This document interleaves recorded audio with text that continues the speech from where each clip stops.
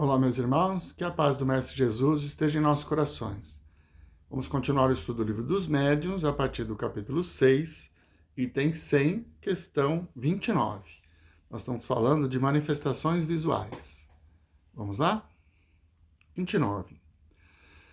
Que pensar da crença que atribui os fogos fátuos à presença de almas ou espíritos? Superstição resultante da ignorância. A causa física dos fotos fátuos é bem conhecida. A chama azul que apareceu, disse, sobre a cabeça do menino Sérvius Túlius, é uma fábula ou uma realidade? Era real. Foi produzida pelo espírito familiar que queria divertir a mãe. Essa mãe, médium vidente, havia percebido uma irradiação do espírito protetor de seu filho. Todos os médiuns videntes não veem no mesmo grau, como os médiuns escreventes não escrevem todas as mesmas coisas. Enquanto essa mãe não via senão uma chama, um outro médium teria podido ver o próprio corpo do espírito. Muito bem, então a questão 29 abriu em duas questões. Fogo fato é alguma luminescência de gases emanados pelo corpo após a morte. Então não tem relação nenhuma com a espiritualidade. É um efeito físico, biológico. E a questão que ele fala sobre um conhecido evento em que a mãe pôde ver, uma luz sobre a cabeça do filho, é sim uma manifestação mediúnica. Ela, como vidente, pôde ver.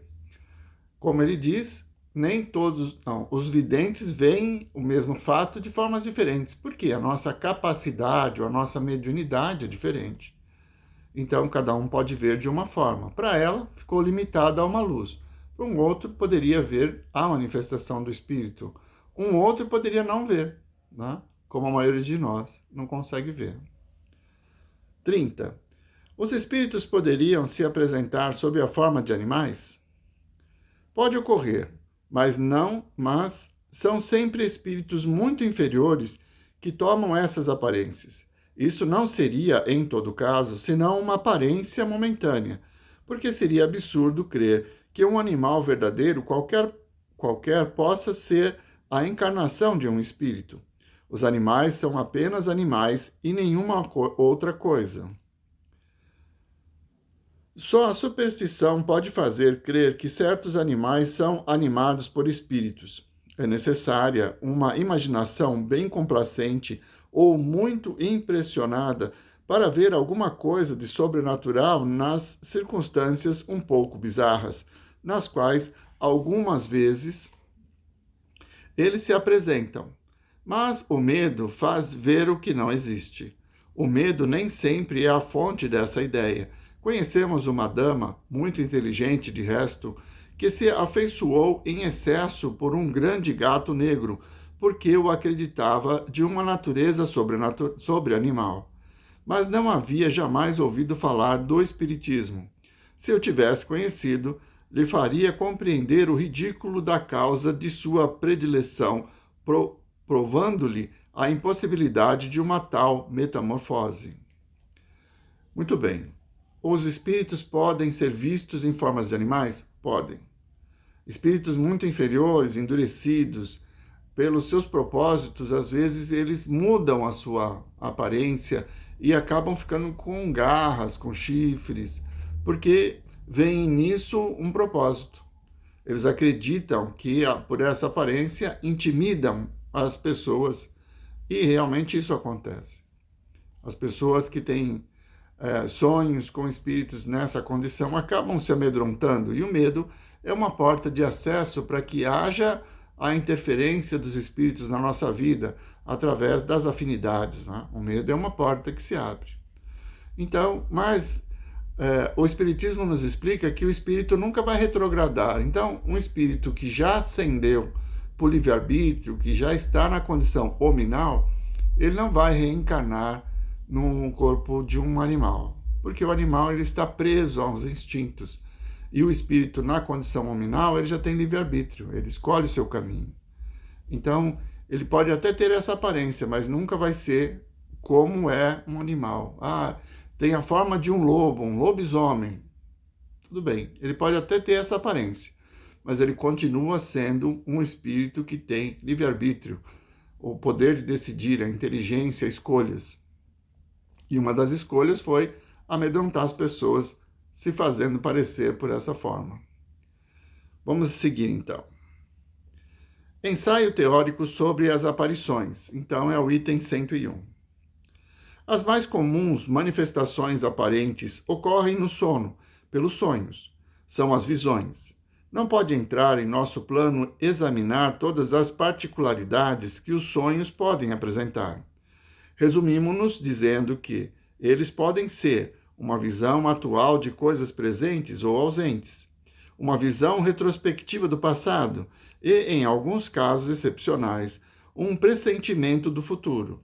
São também, frequentemente, painéis alegóricos que os espíritos fazem passar sob nossos olhos para nos dar úteis advertências e salutares conselhos, se são bons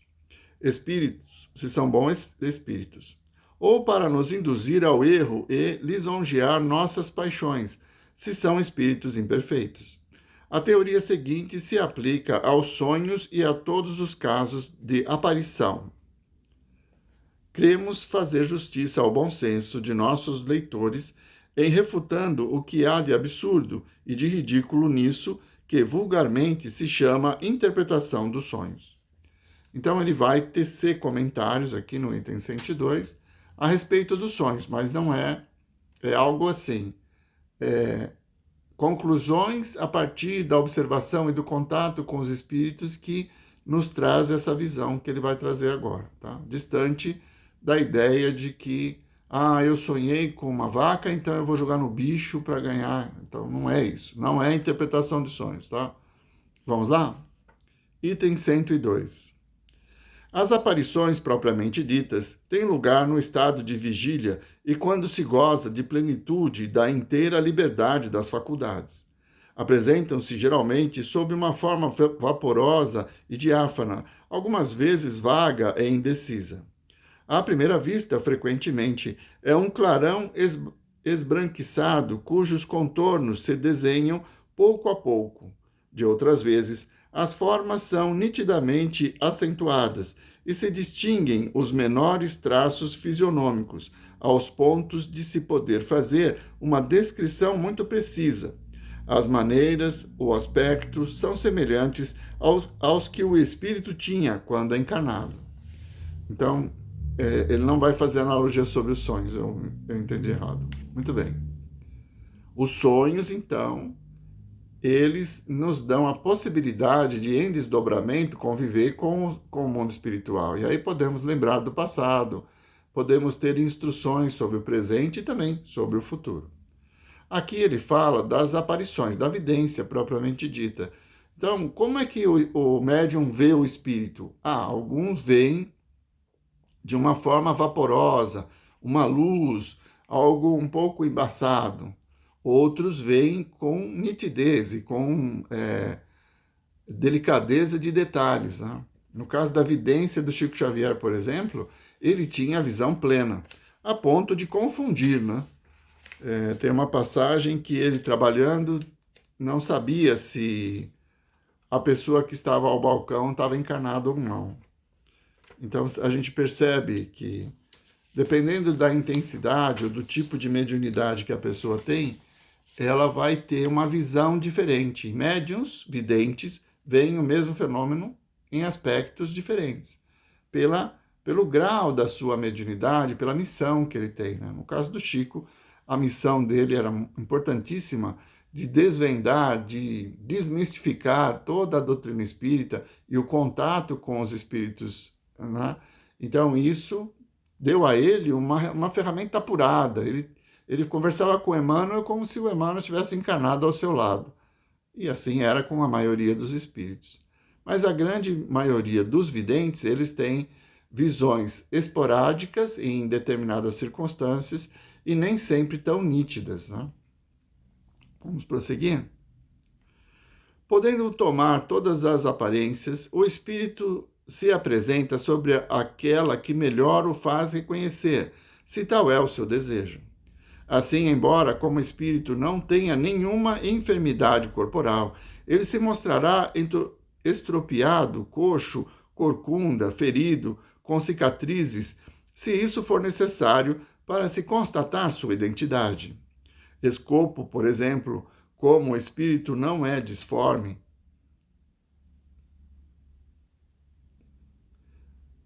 mas se for evocado como Esopo, embora tenha tido várias existências, depois aparecerá feio e corcunda com o traje tradicional. Esopo, é um personagem, né? Uma coisa notável é que, a menos de circunstâncias particulares, as partes menos desenhadas são os membros inferiores, enquanto que a cabeça, o tronco, os braços e as mãos são sempre nitidamente observados. Assim, não se o vê quase nunca andar, mas deslizar, como as sombras. Quanto ao traje, o mais ordinariamente se compõe de uma roupagem terminando em longo franzido, flutuante. Em todo caso, é com uma cabeleira ondulante e graciosa a aparência dos espíritos que nada conservaram das coisas terrestres. Mas os espíritos vulgares, os que se conheceu, têm geralmente o traje que usavam no último período de sua existência. Frequentemente, têm atributos característicos de sua elevação, como uma auréola ou asas para aqueles que se podem considerar como anjos, enquanto outros têm algo que lembra suas ocupações terrestres. Assim, um guerreiro poderá aparecer com sua armadura, um sábio com livros, um assassino com um punhal, etc. Os espíritos superiores têm uma figura bela, nobre e serena. Os mais inferiores têm alguma coisa de selvagem e de bestial. E algumas vezes carregam ainda os traços de crimes que cometeram ou de suplícios que tenham suportado. A questão do traje e de todos os seus acessórios pode ser a que mais se espanta. Voltaremos ao assunto em um capítulo especial, porque dá lugar a outros fatos muito importantes.